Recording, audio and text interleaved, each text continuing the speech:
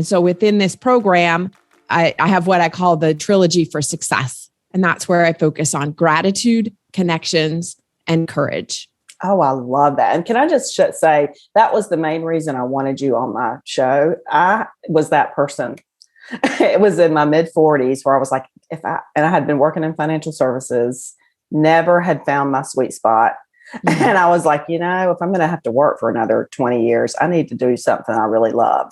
So I did a complete overhaul. So I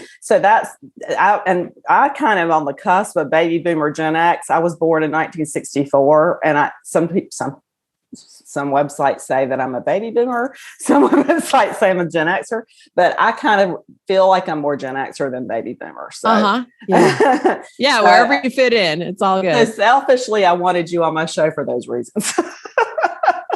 Yeah. Well, and a lot of people know they need to make a change, but they're afraid. Exactly. It's frightening is at that point in your life, especially because most people are really settled into their life. And suddenly they look around and say, wow, I'm really not happy. I think you spent all that time, ambitiously trying to create this ideal vision of what you feel like your life should be. And then you get there and you're like, wow, I'm really not that happy. Because you've allowed distractions to keep you occupied and not really tapped into that inner truth, that inner knowing that we all have. And so that's why when we're in that connections part, well, first of all, that's why gratitude is so important. But then in that connections piece, we talk about connections to your friends, your family, your community, and most importantly, to yourself and your higher power, whatever that looks like. Exactly. That's kind of what I was divinely guided to this work. And I got here through a lot of meditation and prayer. So I totally get what you're saying. So, okay. So tell us a little bit about your personal story. Yeah. Back in 2014, I had been running a company. It was called Zen Rabbit, but it was a baking company. And I had run that company for 11 years. I couldn't scale it quite the way I wanted to.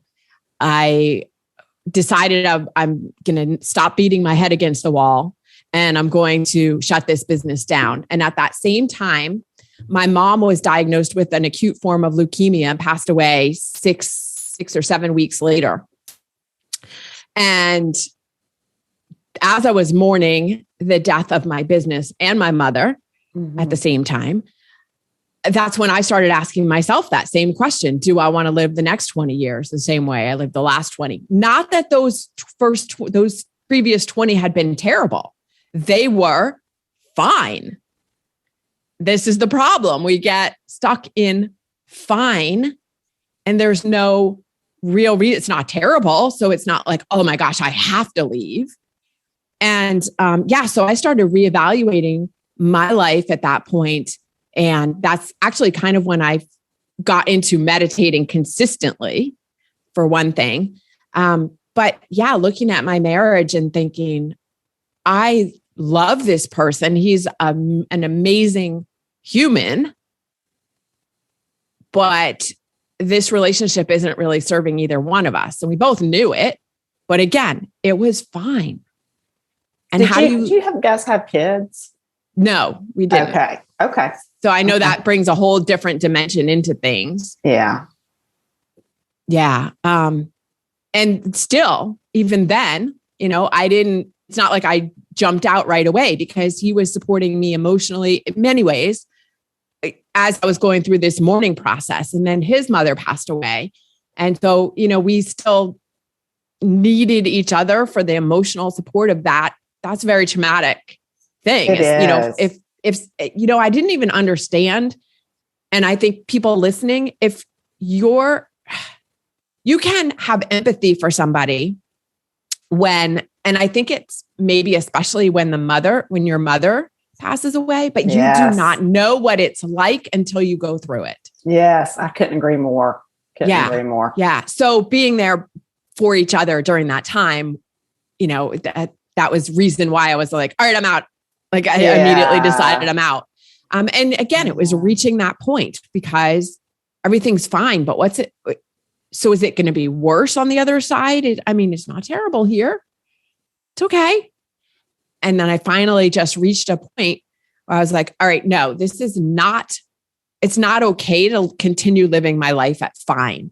And that's actually why I named my program the way I did, because I don't normally, go around swearing all the time. Like, it's not a normal part of my speech, and there's nothing wrong. I know lots of people who use those words liberally, and I love them, but that's not how I talk.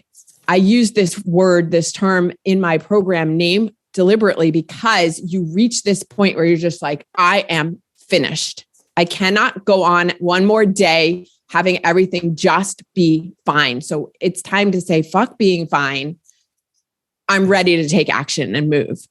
Yeah. And I think it requires stepping into this big, scary unknown, right? So yes. It's when your current situation is no longer satisfying that it provides enough motivation to step into that big, scary unknown. You won't make a change until you get to that point.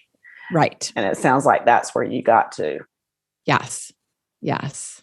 And so I didn't just so that leave. Was a huge leap. I'm sorry. It was a huge leap. Yes, yeah. Exactly. And there was, a lot of emotion around that. Oh my gosh, so much guilt, because we'd been together for almost 30 years. So my entire adult life, I had known this person. Mm-hmm. And like I said, not a terrible person. Like, he's an amazing person. We both are. It's just that we were no longer good for each other. Yeah. And so, yeah. So I was going to just say, didn't just move out, moved all the way across the country. Really? So where'd you move from and to? I moved from Virginia to California. Wow. Yeah. That is a big move. Yeah. And did you have a vision? I mean, like, were you just thinking, I just need a change, or was there a specific reason why you wanted to go to California? I went to California because we had lived there years before. So I still had some friends there in that area. I moved to the Sacramento area. And so moving somewhere, as opposed to going somewhere where I didn't know anybody, I had some connections there. So I moved there, stayed for a year, got the perspective that I needed that I don't think I would have gotten just moving out to somewhere else in Virginia.